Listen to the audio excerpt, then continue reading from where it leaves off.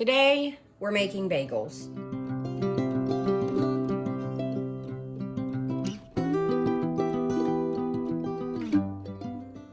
Today, we're gonna try a recipe for gluten-free bagels. I will leave all the amounts and everything down in the description below. Here we go. This has several different kinds of flour in it. First, brown rice flour. Second, sorghum flour. Third, potato starch.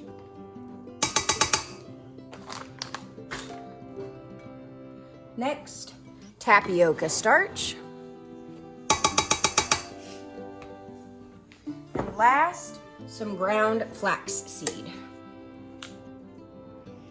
Okay, to that, we are going to add some rapid rise yeast, xanthan gum, and some salt. So in here, I have my rapid rise yeast and my xanthan gum. To that, I'm gonna add my salt.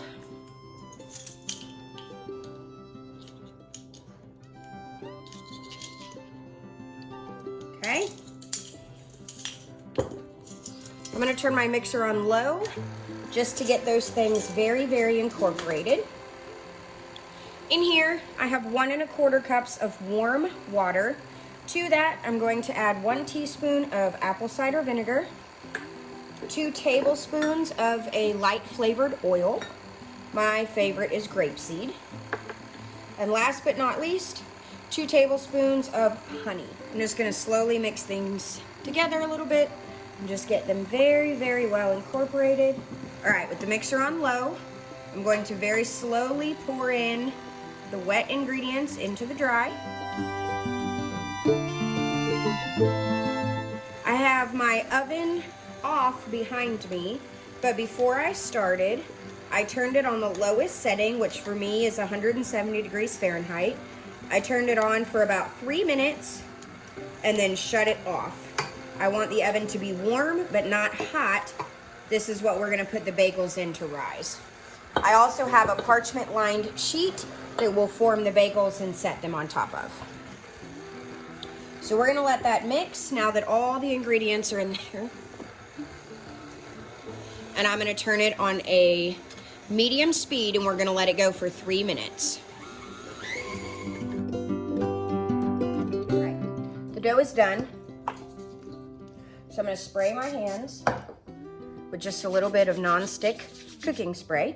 I'm gonna take my rings off. And this recipe makes 4 bagels. So you kind of want to divide it in quarters. So you have about 4 equal shapes or balls.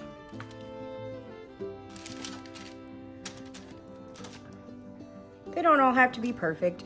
You could also do this and make 6 smaller ones. But who wants a small bagel? I want a big bagel. So I'm just kind of gonna flatten them into a disc like this. They don't have to be perfect. And then you're just gonna poke your little hole in there.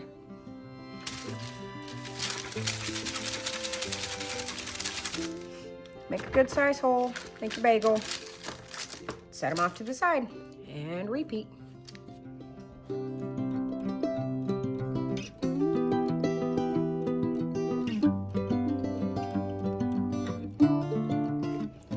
All my bagels are formed, so I'm gonna set them in my oven that is nice and warm for 30 to 45 minutes until they just about double in size. And then we will boil them and bake them. If your oven has a proof setting, even better. Mine does not. Also, you could do the same thing by just turning your oven light on, so long as your house is nice and warm. My oven light is currently burnt out, which is why I'm doing it the way I'm doing it. I got a pot of water that was about 3/4 full, coming to a rapid boil. It has to be at a rapid boil. To that, I'm going to add a 1/4 cup of sugar and 1 teaspoon of baking soda. That help creates the chewiness in your bagels. These rose in the oven for 45 minutes or so. So I'm going to set them on a spatula and just gently lower them in. They need to cook for about 30 seconds per side. And I'm only going to put one at a time in here because I don't want to overcrowd my pan. If you add molasses, molasses would be ideal. I just don't have any. Also, my oven is preheating to 400 degrees, so as soon as these little guys are done, they'll go straight into the oven. All right, it's been 30 seconds, so we're gonna flip it over. Do another 30 seconds. I probably could fit 2 in here, but I'm not even gonna bother trying. I have a cookie sheet with a baking rack on the top of it so that these guys can drain out. We will cook them back on the parchment paper, but we want them to dry off and drain before we put them in the oven. All right, and 30 seconds on both sides. Oven's ready. Okay. Next one in, here we go.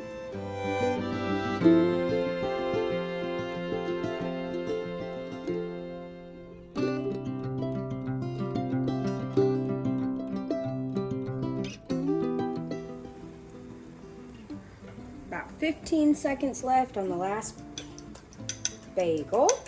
I went ahead and just whipped up a little bit of an egg wash. It's just egg white. Totally optional. These are egg free. If you don't add the egg wash, they are also dairy free. All right, so I'm gonna pull this guy out.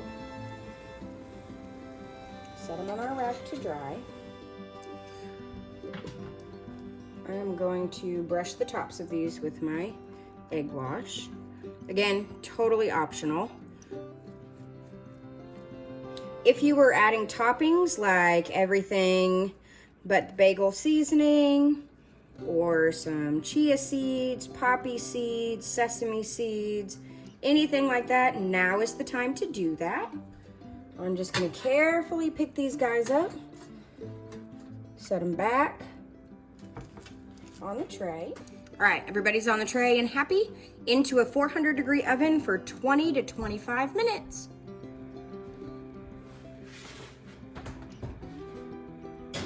See you soon, little babies. It's been 25 minutes, so I'm gonna pull the bagels out. Ooh, let's see what we think. So they definitely are not the most perfectly round. Ooh, but they puffed up good. They're nice and brown on the bottoms. They're very hot. But they're nice and crispy. I'm sure they're nice and soft still, so they'll be nice and good on the inside. Oh, I can't wait to try these. Oh my gosh, I am so excited. Holy cow. And we have raw homemade cream cheese to put on top of them. Well, we just couldn't wait any longer. We had to know what they taste like. So, they're definitely not perfect by any means, but they're great texture. Next time, this is the bottom. I will probably flip them halfway through cooking so that both sides will be nice and brown. But, sounds like a regular bagel.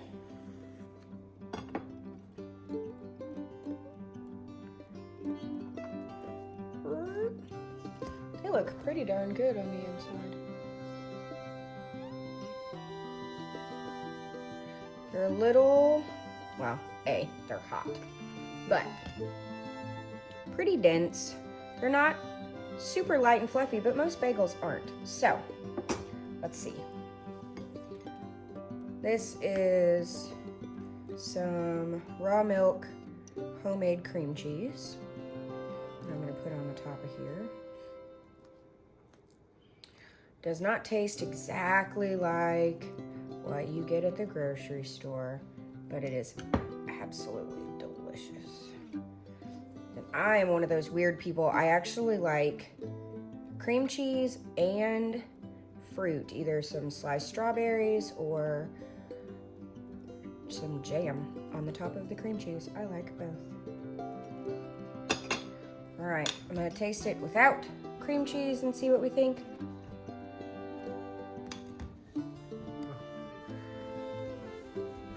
All right, let's see what we think without cream cheese. There you go. There you go. Oh, it smells excellent. I just want to put butter on it.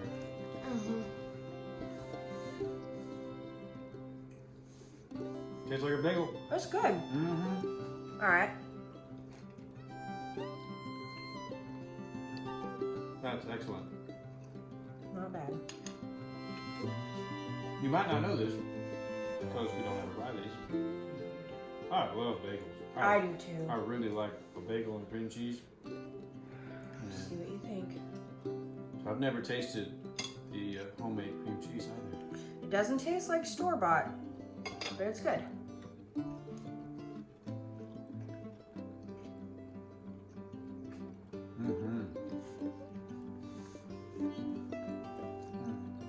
Yeah, that's good. I could get used to that. Yeah, I'm with you. Some fresh fruit or not like pancake syrup, but like a strawberry syrup. Oh man, that'd be excellent. Do you like cream cheese? Okay. Can I do that again?